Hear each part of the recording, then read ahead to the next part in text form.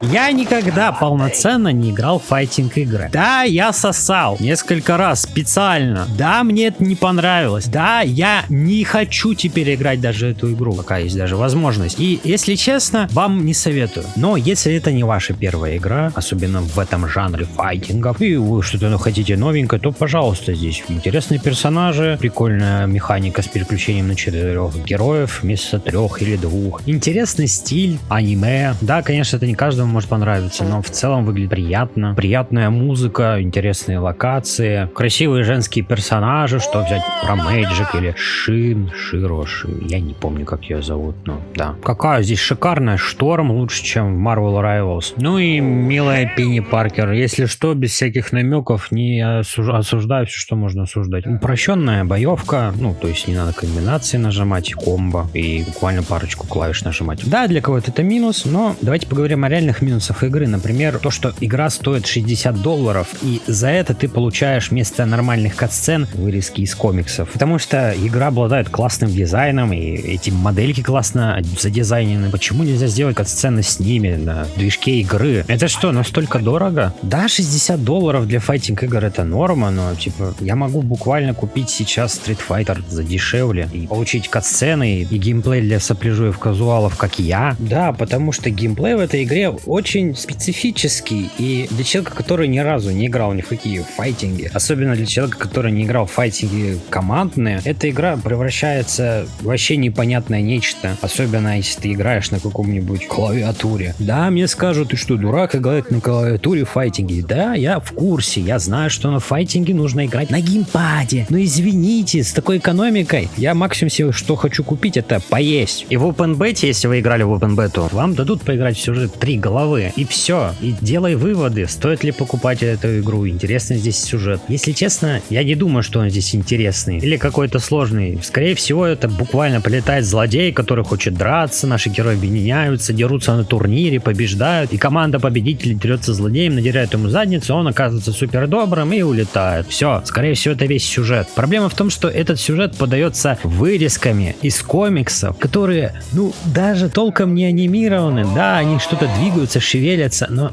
это выглядит максимально дешево. То есть, окей, может быть, в этом есть какая-то своя магия, в кавычках, но я повторюсь, за эти же деньги я могу купить другой файтинг, без разницы какой, в котором будет сюжет, будет катсцена на движке игры, который, скорее всего, будет дешевле и, возможно, более оптимизирован, чем Marvel Tokon. И плюс на сдачу у вас хватит на марафон. Все же любят марафон, да? Но помимо этого всего, я почему сказал, что я не рекомендую это? Потому что, если честно, как человек, который ни разу не играл в файтинг-игры, я, честно, не мог даже нормально вникнуть в игру. Очень сложно понимать, что происходит, сложно контролировать героя, сложно выйти из захвата, когда тебя в угол заперли, тебя просто там, извините за грубость. Персонажи неотзывчивые, что происходит на экране, иногда вообще непонятно, потому что куча разных героев появляется, и они начинают тебя бить. В общем, очень, если честно, это не casual player friendly game. Может быть, конечно, для человека, который играет на геймпаде и будет нажимать все кнопки максимально сразу и быстро, он будет получать это удовольствие, но для человека, который ни разу не играл в файтинг-игры, этот опыт был максимально жалким и неприятным. Поэтому за свои $60 я точно его не буду повторять, особенно с этой игрой, потому что после нее я точно не буду играть в файтинг-игры какое-то время. Да, я понимаю, зачем сделан IP Marvel, чтобы привлекать новых игроков, но проблема в том, что если они придут сюда, они уйдут и не вернутся, потому что эта игра не привносит ничего полезного для казуалочных сопляжуев, как... Ладно, я повторяюсь, ничего нету. И ради чего мне тут оставаться? Ради Marvel IP? Но не особо-то мне это и надо. Ради файтингов? Мне файтинги вообще далеки. Ради сюжета? Сюжет мне не интересен. Потому что игра от Sony? Нет. Ради чего мне эта игра вообще нужна? Зачем в нее играть? И, честно, я не знаю. Зачем тогда ставить IP Marvel и делать игру в жанре файтинга? Это же один из хардкорных жанров, который не прощает ни ошибок, ни мискликов, и ты должен хорошо управлять персонажем. Но помимо самого геймплея, меня больше,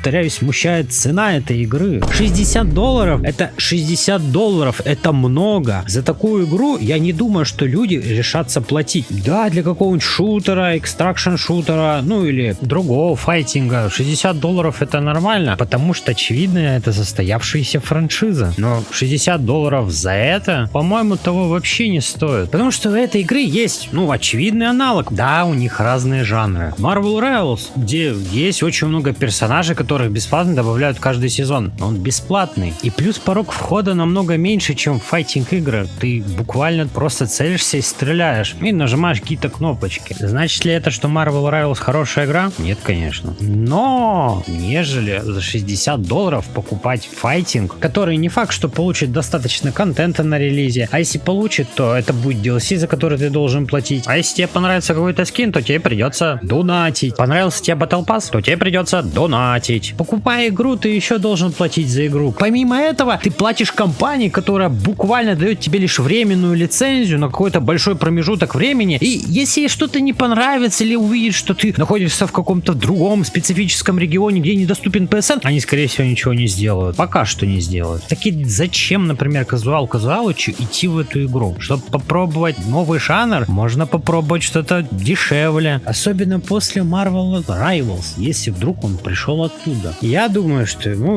нет никакого смысла сюда идти. А для Sony это важно, потому что им нужно завлечь максимально платящую аудиторию, чтобы, заработать денег. Потому что они буквально держат марафон на жизнеобеспечении, чтобы марафон не помешал релизу новых онлайн-проектов. А точнее Marvel Token, чтобы сделать его онлайн-проектом и, возможно, наконец-то заработать денег, что не произойдет. И эта игра максимум выйдет 0, если она вообще не провалится. Почему я так утверждаю? Потому что сама лицензия Marvel очень дорогая, и помимо этого платите роялти с продаж игры. Также мы не забываем, что игру разрабатывали люди, это тоже деньги. Плюс еще то, что озвучка была на разных языках, это парочку копеек. В итоге получается, мне кажется, крупная сумма от $100 миллионов до $200 миллионов.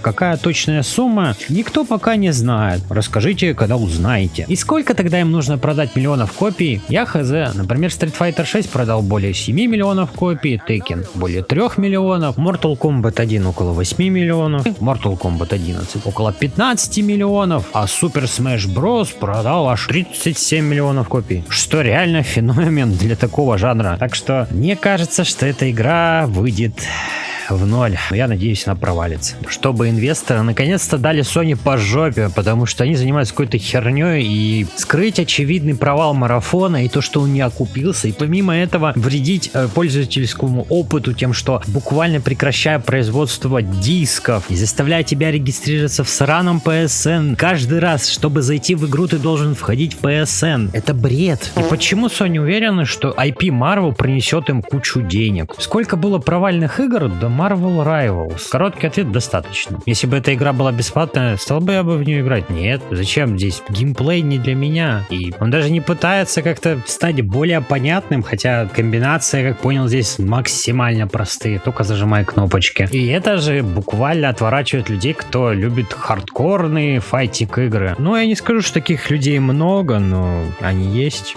Представим, они все-таки привлекут аудиторию казуальных игроков, которые максимум что делали, это смотрели Железного Человека там или Мстителей, и что его должно удержать после того, как он пройдет сюжет, поиграет немножко в онлайне или скорее всего отсосет у каждого первого встречного поперечного. Аркадный режим? Может быть, он там поиграет пару часиков и выйдет. Что должно удерживать человека в этой игре? Правильно, обычный человек в этой игре не будет задерживаться. После того, как он пройдет сюжет или немножко настрадается в онлайне, он вернется в свою основную игру, либо вернется в Marvel Rivals. И по итогу у Sony будет теперь не одна игра, а 2 игры с маленькой фан-базой хардкорных геймеров, которые толком не приносят заработка. Ура! По крайней мере, по Open Beta пик был 33 тысячи игроков, как у Street Fighter 6.